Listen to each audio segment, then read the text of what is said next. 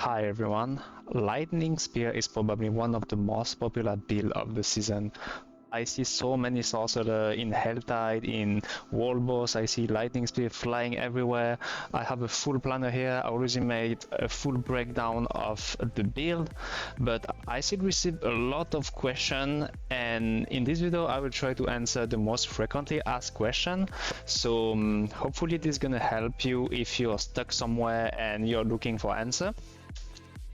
And yeah, this video gonna be divided into section. Feel free to skip to the part you the most interested in, because you might also have answer to some question and you just gonna jump to the one you need. So let's dive into it. The first question I get asked a lot is, when should I switch to this build? I have a starter version here. As you can see, you're probably playing this build if you're leveling, if you don't have enough gear, and the question that everyone is asking me is, when can I switch to the final build? Because this is a starter version. The build can be strong. I even have a version with mythical and stuff, but the goal ultimately is to switch to the Shockuna build because it's a lot stronger. And yeah, so the goal is to switch, and basically you can start transitioning to the top meta build once you find a decent amulet. The decent amulets should have at least 2 of the stats listed on the final build. You should have at least intelligence and another passive. If you have 1 GA, it's okay. If you don't have any GA, it should work too, but you should aim to have, for example, 1 GA in intelligence or permafrost, like 1 GA and another passive or intelligence, and the third stat doesn't matter too much. You can get life or just something useful, maybe crit, maybe cooldown, but that's a decent amulet enough to start switching. But you also need the mythic, because the Shockuna builds relies on unstable current here, the unstable current here, and you need to be able to have perma unstable current. And for that you have Orange Herald, as you can see here, that's going to reduce the cooldown, but you need enough cooldown to reduce your unstable current to have it perma up to be able to generate Lightning Spear. If you struggle with that, you can remove some point from Ball Lightning and use Charge Ball here, because Charge Ball has higher lucky hit chance, and that can help you reduce the cooldown of your unstable current here, as you can see. Like here on single target it can like struggle a bit, but the idea of using Charge Ball is just to reduce the your unstable current cooldown faster. So yeah, on Ball Lightning it should be a little bit longer, but obviously it depends how lucky you are. But yeah, Charge Ball can help in this case, and that's why you need an amulet and Harlequin Crest or Starless Sky. You need like at least an amulet and one of the 2 uniques. The next question is, should I craft Harlequin Crest Shaco or Starless Sky first? The answer is pretty simple. If you have the choice, like some people have True Spark and they have the rune to craft it at the jewelry. If you have the choice, the best choice is to craft Harlequin Crest, because it's gonna reduce the cooldown of your unstable current. Like look here, I have 17 seconds. Without Harlequin Crest it goes to 46, and with 46 it's very hard, as you can see, to have perma unstable current uptime here. As you can see, the cooldown is gonna be too long, and without unstable current it's really hard to play this build. So you really need to get Harlequin Crest before you switch to this build. And yeah, also I've been asked, do I need to have the GA on the cooldown? The short answer is no. You don't need like many things in this build to make it work, but if you have the right GA, if you have the right temper, the better gear you have, the better this build will function. But no, the answer is you don't need to have a GA on the Sidhe or Shaco, but it's better if you like to perma teleport.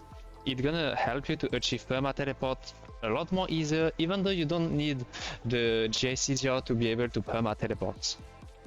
As you can see, I have 3 variants in my planner here. I have the Shockuna one, the Boss Killer Pit Farming, and the Shockuna Pit Pushing. Which one should you choose? The answer is pretty simple. Shockuna is just the best overall for general content like Nightmare Dungeon, Helltide, Undercity, Hordes. You're gonna pick Shockuna. The Boss Killer and the Pit Farming one, you're gonna take this one if you wanna do boss carry because it uses Lilith's Winds of Hate. It's that's help a lot on single target. You might already see that Lightning Spear struggle a lot on single target, and this boss power gonna help a lot. So for boss killer you will use this one. And pit farming, if you need to level up your glyph and you wanna start farming a little bit higher, you might also use this one. Many people told me that they can literally clear the trash monster in like 3 minutes, but it takes them like 6 to 7 minutes to the boss. So this variant might also be good for the person in that situation. The only condition is that you are able to kill the blister that this boss power is going to spawn. If you cannot kill the blister, I would suggest you to farm a little bit lower pits, get better gear, and then come back and try again. And finally, the last one, the Shockuna Pit Pushing. This one is used only if you want to pit push as high as you can. This one has no toughness. You have everything in damage in order to try to clear as high as you can. So it's really not comfortable to play with it in anything outside of pit pushing. The skill rotation is pretty simple. You're just gonna hold down your ball lightning. Many people ask me, are you even pressing it? The answer is yes. I'm just holding it down, as you can see here. And then you're gonna press everything else off cooldown, and you're gonna spam teleport to move. Like if you don't teleport, you stay, you are just standing, and then you just teleport to go wherever you want. Press everything off cooldown. Press evade to teleport, and you also have fireball to execute enemy and get enlightenment up faster, but that's gonna be another question. The mana regeneration this season should be pretty easy because we have a lot of rank in Primordial Binding. This is gonna buff your mana regeneration like crazy, and we always have 10 stack up the maximum thanks to Lightning Spear and Ice Blade. As you can see, if you perform the skill rotation, the mana barely goes down, like the regeneration is crazy. Secondly, on my guide I said that you can also add mana regeneration on the boots if you don't have enough rank in Primordial Binding, like if you haven't masterworked the glove to 18. If you haven't masterworked it at all, you might not have enough rank in Primordial Binding, so you can have mana per second here, for example. And also cracking energy. If when you pick up cracking energy, it's gonna regenerate your mana, and every time you cast ball lightning you get cracking energy. And with conversion you don't even need to pick them up, it's gonna get auto pickup. So you cast ball lightning, you generate cracking energy, conversion pick it up, it regen your mana. You have Primordial Binding to help you with your mana, and also on your boot mana per second if you need that. How do I perma teleport? This is the question that I've been asked the most, I think. I believe that most of the people that play the SOG want to be able to perma teleport, like it's kind of a final goal. And the answer is pretty easy. You need to have as much cooldown reduction as you can. For me, I have a 69.1. You also need roll temper here, evade cooldown reduction, and on the amulet, evade cooldown reduction. Then the true cooldown reduction you can get is on Harlequin Crest Shaco and on the Tarasha ring. That's the 4 pieces. Then also enchantment master that's gonna make your teleport enchant 30% stronger, and all of this gonna allow you to get the cooldown of your teleport enchant very, very low. You also need on your boots the implicit here, attacks reduce evade cooldown by 1.5 seconds. And rank in teleport here doesn't show in the tooltip, but it's reduce the cooldown of your teleport enchant, so it's not 1.9, it's lower than that, but it doesn't, like the rank on teleport doesn't show on the tooltip. That's why we have a rank on teleport that helps for teleport enchant. And yeah, you cast a ball lightning and you teleport, and basically you just cast teleport. You can teleport between each ball lightning cast. And the easiest way to know if you have enough Sidhe is just to press an evade, then ball lightning, then you see if it resets your evade instantly or not. Like as you can see here, it resets instantly. If I remove Harlequin Crest Shaco, I press, I need 2 casts. Like I have to teleport, press twice, even 3 times to get the cooldown back. That's how you see if you have enough cooldown or not. And yeah, there is an animation on ball lightning. I believe the best you can do is 5 ball lightning per second, so that's roughly 0.2 seconds to cast a ball lightning. That's why the evade should be around 1.7, but again the tooltip is wrong, so your best way to test it is press evade and ball lightning and see if it instant resets. But yeah, you should aim to have roughly 1.8. We also use Vex Rune. Yeah, that's gonna give more skill ranks to your teleport. That's gonna reduce the cooldown furthermore. So you might want to test with Vex Rune outside the town when you have the +3 rank on Vex. That's gonna be +9, and do the test again to see if you have enough cooldown for perma teleporting. Why use Fireball and when to use it? Greater Fireball got a rework and now allows you to execute enemy when they are below 25% of their life. As you already probably know, Lightning Spear struggle a lot on single targets. Sometimes you are fighting an elite packs and there is one elite left and you literally can't kill him because it's a single target, and that's why Fireball is very important. Most of the time the elites are about to die, like he's around like 30%, let's say, so you just take him down to 25%, press a Fireball and he get executed, and you just gain a lot of time like this. And also for Enlightenment, Fireball is very important for Enlightenment because you almost deal no damage when you don't have Enlightenment. As you can see here, I have 58 stack, and yeah, I have Enlightenment up. You can see it when you have the fire circle around you, the lightning, and that kind of ice, like those elements orbiting around you. And as you can see, to get Enlightenment up here, without pressing Fireball, it takes a bit of time. So during that time, you're not doing much damage. That's why Fireball is important, because you have to alternate between elements to make Enlightenment stack faster, and most of the time you're just holding down Ball Lightning, casting Evade. From time to time you have your eye skill that's gonna help for Enlightenment to be up, but when Enlightenment is down, you wanna press Fireball to make it up faster. As you can see here, Enlightenment is already back. It's a lot faster. And since you deal almost no damage without Enlightenment, Fireball is very useful. Like here, I have Enlightenment again. As you can see here, with the buff. On the pit pushing variant, we have Tibault Wheel, and many people ask me how do we get Unstoppable to benefit from 20% increased damage. We don't benefit from the damage reduction while Unstoppable at all. This affix is totally useless. We use Tibault Wheel just to have the 20% damage increase, and the answer is simple, is just Flame Shield. And Flame Shield make you just immune, and it counts as Unstoppable. So when you cast Flame Shield, you are basically unstoppable, and 5 seconds after the end of Flame Shield, you still gonna benefit from the 20% damage increase, and that's why we have Flame Shield, and we are spamming Flame Shield. Yeah, as you can see, for 5 seconds after we still have Flame Shield. We have a little bit of downtime, but it's very low, and you just press Flame Shield when it's back.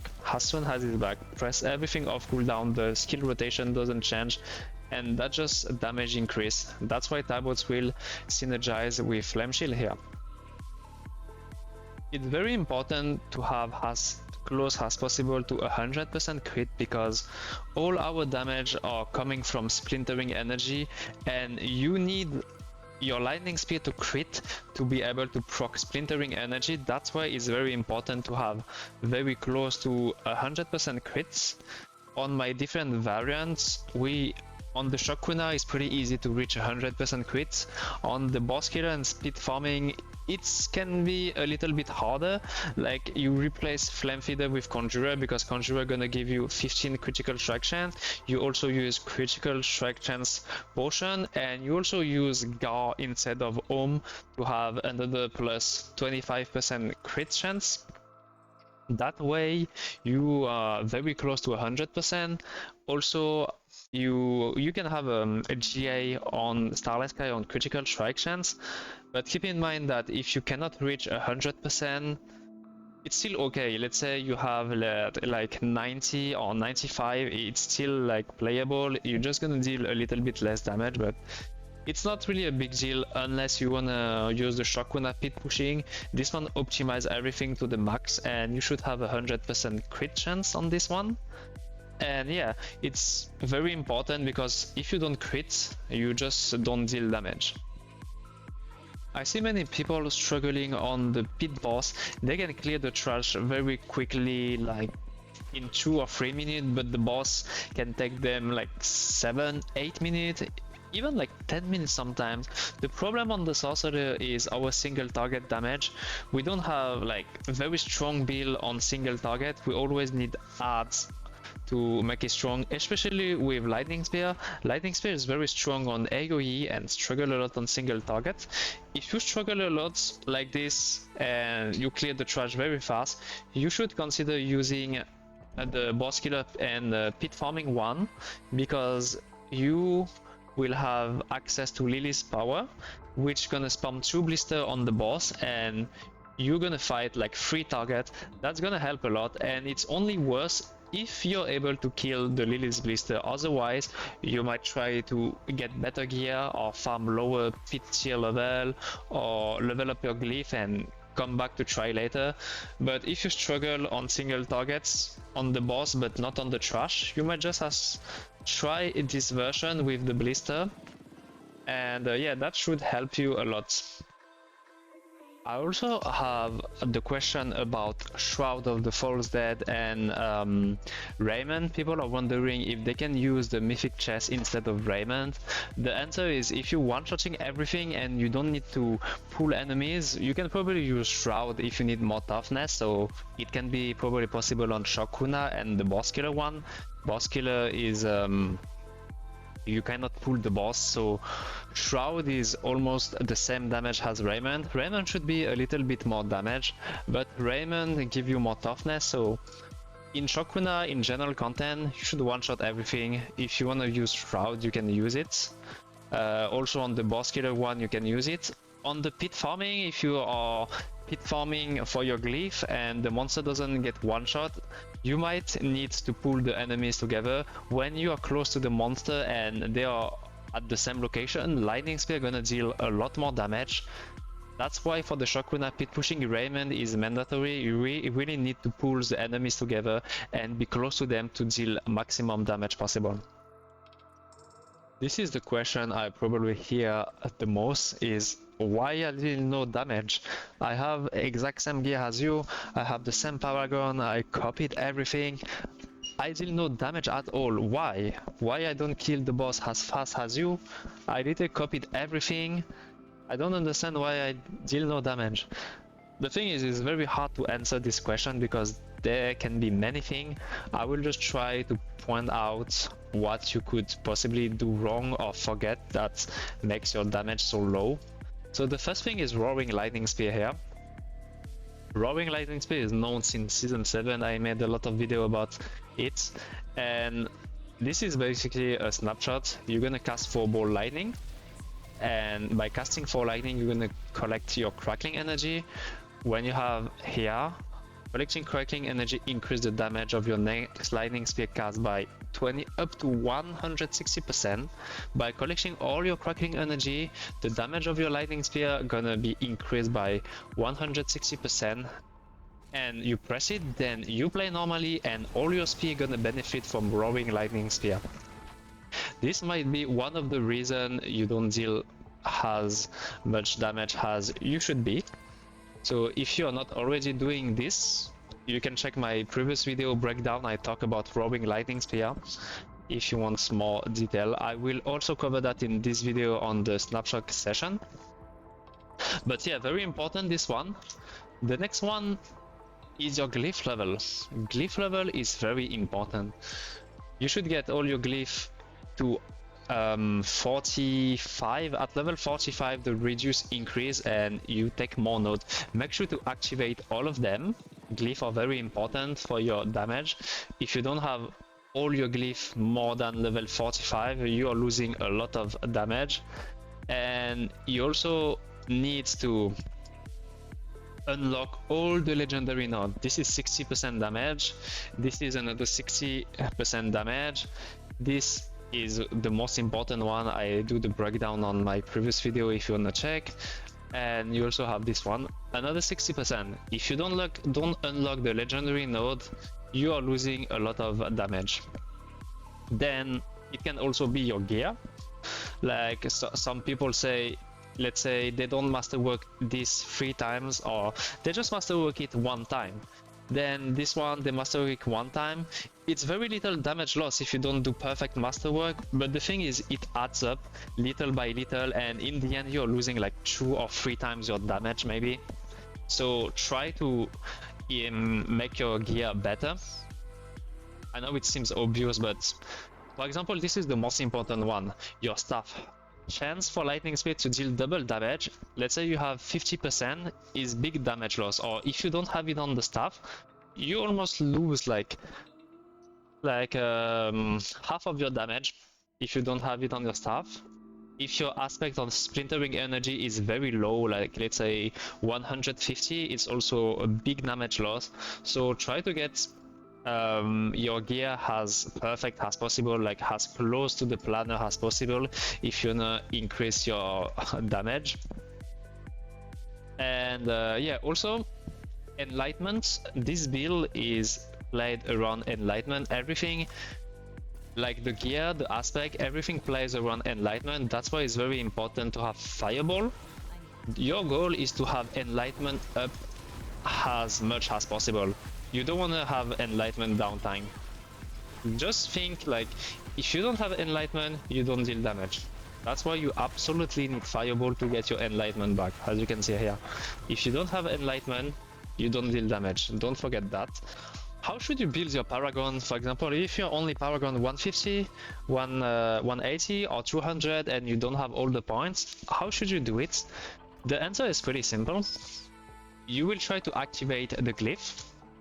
So you're gonna path to the Glyph, you're gonna put your Glyph, you just wanna try to activate them, not like max. Like for example, you're not gonna take those intelligence node, you're just gonna try to get the Glyph activate.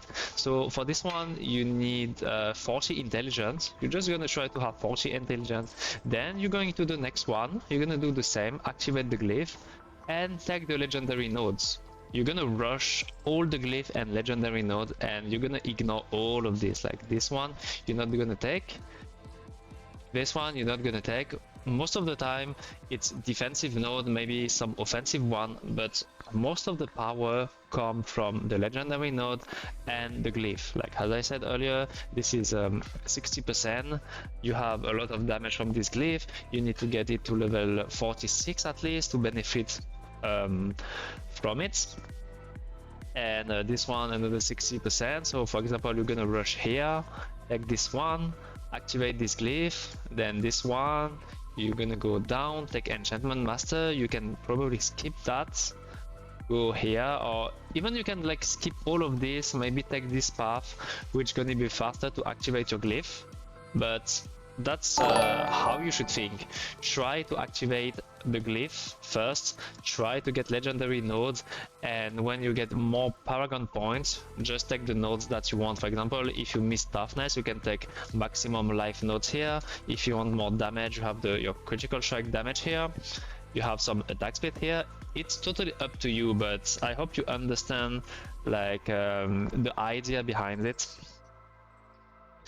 Conjurer versus Flamefeeder. The short answer is Flamefeeder should be about 5% more damage than Conjurer because it has increased non-physical damage, and non-physical damage has interaction with Enlightenment. As I said earlier, the build is around Enlightenment uptime, and Flamefeeder gonna be buffed by Enlightenment by a lot. That's why Flamefeeder is stronger than Conjurer, but sometimes we have no choice to use Conjurer to have the 15% critical strike chance, because as I said earlier, if you don't crit, you don't deal any damage, and sometimes in some variant we need Lily's Wind Hate, and we don't use this power that gives us 50% crit chance, so we have to compensate with Conjurer for the critical strike chance. I have so many questions about the snapshot. People are asking me, does this build require to snapshot? The answer is no. There are snapshots that gonna buff your damage, but this build functions perfectly well without any snapshot. I should be able to speedrun Pit 100 without any snapshot, but if we wanna use the snapshot and get more damage, feel free to use it. The snapshot that we discovered from season 7, some of them got fixed, but unfortunately some of them remain. All of the strategy already got discovered from season 7, so if you watch my video from Orange Lightning Sphere from season 7, it's gonna be the same. So the first snapshot is gonna be Roaring Lightning Spear. You're gonna cast 4 ball lightning, pick up your crackling energy, and you're gonna benefit from 160% extra damage on your casts of Lightning Spear, but all the other Lightning Spear gonna be cast also gonna benefit from this. So this is 160% more damage. The second snapshot that we use also in season 7 is the Flame Shield one. This one is in the pit pushing variant. So Flame Shield here, Mystical Flame Shield, you're gonna use that here. The rotation gonna be casting 4 ball lightning, picking up crackling energy. I mean, I don't have it right now, but let's do this like this. You're gonna have crackling energy, all your crackling energy gonna be here. So like this, you have your Roaring Lightning Spear up, you're gonna press Flame Shield. Flame Shield needs to hit an enemy. You need to see this icon, right? When you have this icon, you're just gonna press Lightning Spear and you're gonna play normally. From what I've seen, the Flame Shield strategy is gonna give you like almost a double damage. Maybe it needs more testing to be more accurate for this season, but that's what it did in season 7, and it seems to be still possible in season 8. So that's the second snapshot. And the third one is not a snapshot that you can do on purpose. It's a snapshot that just happened by itself. I don't know if you've seen on the leaderboards, maybe sometimes you see people constantly overpower, and you might wonder how they are constantly overpower. Well, the thing is, when you do your full rotation, you pick up your cracking energy here, you press your Flame Shield, you have your Flame Shield buff up, and you press your Lightning Spear. If your first Lightning Spear overpower, all the next Lightning Spear are gonna overpower. This is probably just a bug in the game that Blizzard haven't fixed yet, but it's just in the game right now. You don't decide to do it on purpose unless you are fishing for 3%, because you have 3% chance to overpower here.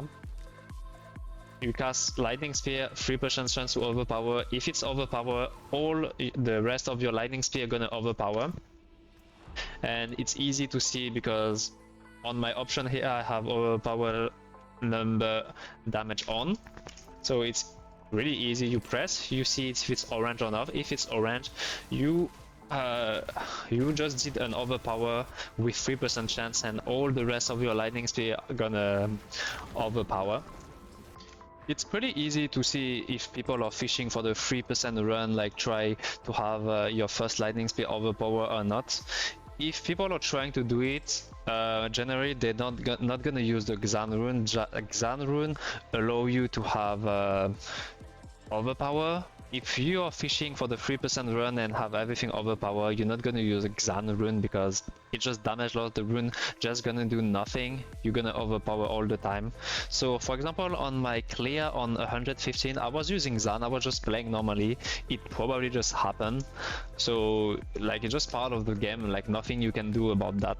It's just 3% chance to have perma overpower. I had Xan on the 115 and it is what it is. Like if you see someone perma overpowering and having the Xan rune, it was probably not intended and it just happened, you know. Many people are overthinking about the passive on the amulets and they want to know what's the best between permafrost and inner flame.